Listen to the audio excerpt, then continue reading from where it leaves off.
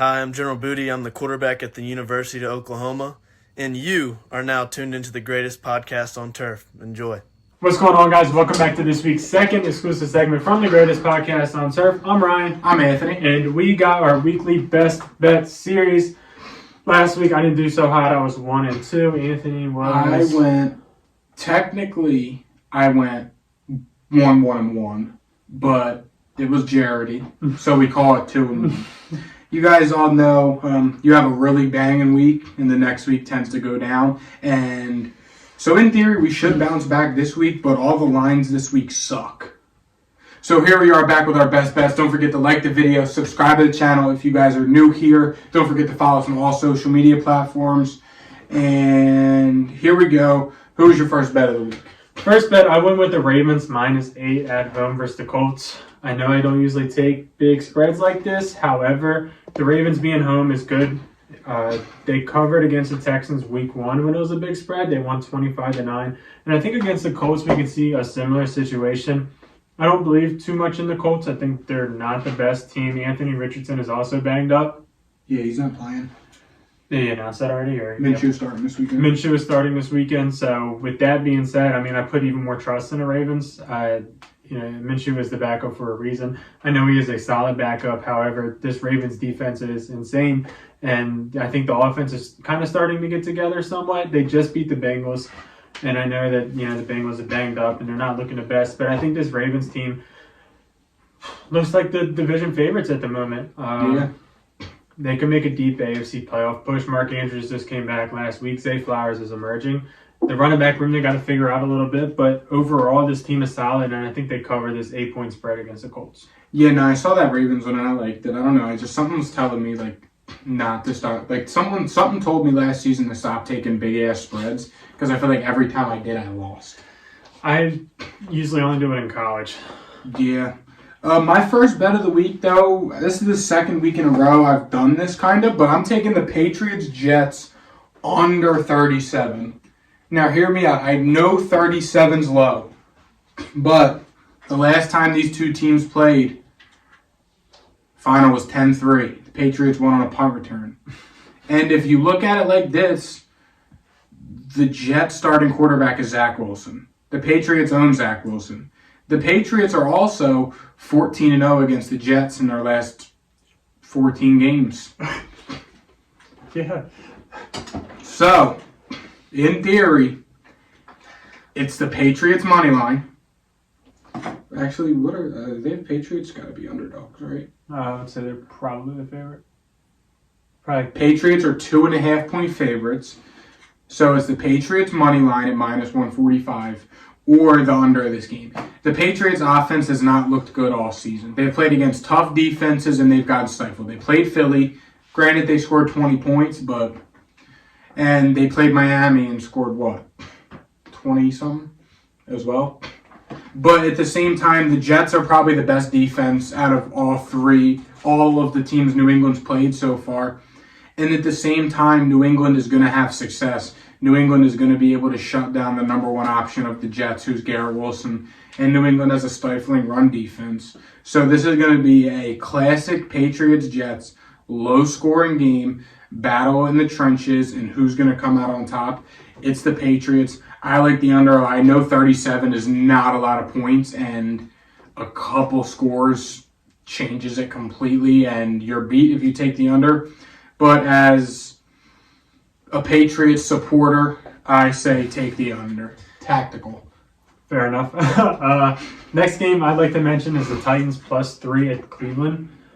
I think that the Titans have a pretty decent chance in beating them outright. Titans are a team that, they haven't looked the greatest this season. They just beat the Chargers at home 27-24, and they barely lost to the Saints 15-16 in New Orleans. The Titans are a team that the running game is going to be there as long as, Derrick Henry plays. And I'm pretty sure he's healthy. I think Tajay Spears is the one that's banged up. Yeah, I know Peter Skoronski missed the game because he was sick. No, Derrick Henry was a limited participant in practice on Wednesday. I'm not too worried about that. If he doesn't play, obviously do not do this. But limited, he should be fine. I think that the Titans can beat Cleveland. in Cleveland. Cleveland might be rethinking their decisions on bringing in Watson and kicking out Baker. Cleveland also just lost their best player in Nick Chubb. So they got some things that they need to figure out over there. Their best offensive player. It's fair. Yeah. It's close. It's fair. But yeah, I think the Titans can win this game. I think, they're a good football team. They have ran the AFC, 1 seed the past 5 years, it feels like. They've always been the 1 seed, and granted, they don't win the playoffs, but they've always ran the regular season in the AFC. And I think that this team can do it again. I see nothing wrong with it. The Browns have not looked good at all, to say the least. So, give me the Titans winning this one. What's the money line? Titans, plus 142? Titans are plus 3.5. That feels like a lock. Money line is plus 142. That feels like a lock. Spread being 3.5. I mean, if they lose, I don't think it's going to be more than a field goal. No. So give me the Titans in this one. Yeah, I like that bet a lot more now. My next bet, though, is the Los Angeles Chargers. I feel like this has had to have changed. Traveling to Minnesota. Traveling to the Vikings. It was plus 0.5 when I did it this morning. Now it's just a straight pick 'em. It's the Chargers. The Chargers have a better offense, and they probably have a better defense.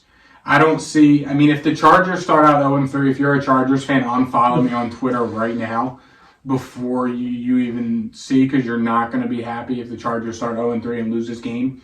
But... I just feel like the Chargers are a better team than the Vikings. I can see this being a high-scoring game. The over-under is 54 on the dot for a reason. This is probably going to be a shootout. But at the end of the day, I think the Chargers pull it out. The Vikings haven't looked good on either side of the ball. Kirk Cousins' stats look good because they're throwing the ball 100 million times because they have the worst running offense in the league. Literally, I just saw it on the TV. But... I think the Chargers win this one outright. It's a pick 'em. Plus 0.5 is what it was at a few hours ago. Now it's a straight pick 'em. Give me the Chargers. Yeah, the only thing that kind of worries me about this game is that the Vikings had 3 more days. Yeah. But these are 2 desperate teams at 0-2. And the season is, I'd say, in jeopardy. I know you can come back from an 0-5, whatever. Yeah. The Lions did it not that long ago, but last year I think what were they 1-6 going into the bye? Yeah, came in and won however many in a row. 0-3 is So both of these teams are obviously trying to avoid that.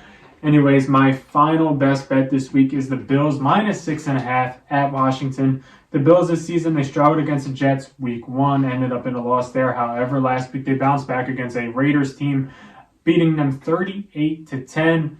Washington, on the other hand, they are 2-0, and I think that this line is kind of representing that.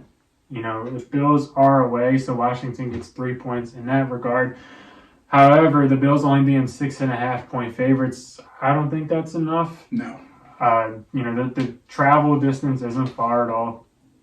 And the Commanders, they barely beat the Cardinals in week 1. I was sweating it as a survival pool picker. And then when you look at week 2 against the Broncos, the score is a little bit misleading because the Broncos did have a Hail Mary, but they did struggle that game, and the Broncos are horrible too. So, you look at a Bills team that absolutely rolled the Raiders, who beat the Broncos. I know it doesn't always, work like that. However, they handled them way better than the Commanders did. And in general, I just believe in this Bills team way more than I do Washington. I think Josh Allen's kind of getting back in the swing of things. Even Gabe Davis popped off last week. Probably not going to happen. Dalton Kincaid is starting to play more and more. James Cook is looking pretty good. So give me the Bills in this one, minus 6.5. If it gets to that 7.5 mark, I'd be a little worried. But at that 6.5 spot, I'm cool with it. Yeah, I feel like that line was very low. That was one of the ones that caught my eye right away. I feel like the Bills are kind of being a little underrated by Vegas in that sense. Washington is 2-0, so that's probably the root of it. I was stuck between 2 bets. It was the Jags minus 9, but then again, it was 8.5 or it was 9.5. I talked myself down because I'm trying not to take emotional bets and trying not to pick big games because I like the team. So I ended up going with a team that I think I've bet on every week so far. The Saints +2. Yeah, they're playing in Green Bay. I don't care. I think the Saints are better than the Packers. I know it's tough because this is their last week without Alvin Kamara and Jamal Williams is hurt. So it looks like it's Kendre Miller and who's their Tony Jones and Taysom Hill. Yeah. But, I mean, Green Bay's defense, for as good as they are, they've given up a lot of points, I feel like. They're coming off a tough loss to the Falcons, and the Saints are coming off a tough win. I think that literally, I think these teams are very close and even. And I know Jordan Love's playing well, but it comes down to Derek Carr versus Jordan Love for me. And 10 out of 10 days of the week, I'm taking Derek Carr over Jordan Love. Derek Carr is one of Anthony's favorite quarterbacks. Very high on him. Love the guy. And Jordan Love ain't really done it for me yet. Yeah. Another one, if you want to dabble, it's a really high number. I think it's hitting. But the Chiefs -12.5 just feels decent. Or it's going to be like some late-ass backdoor cover, like on some Jarity. But the Bears have so much shit going on right now. Yeah, their D coordinator stepped down. Kansas City's offense doesn't look good.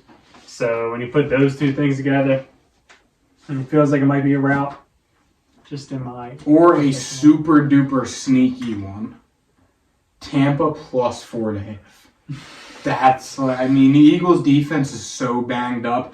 But if you believe in the Bucs and if you think their O-line can hold their own against Philly's D-line, the Bucs +4.5 is not a bad bet. That's where I'm at with it, and that's really all I had to say. Colorado's +800 against Oregon, if you want to waste money there. Without Travis Hunter? If you want to waste money to potentially win a lot and believe blindly in Colorado, do your thing. Against top 10 Oregon? I'm probably going to do it. I feel like they have a fighter's chance, Yeah. But that's going to wrap this one up. Thank you guys for watching, and we will see you guys tomorrow. Tomorrow on podcast. See ya. Peace.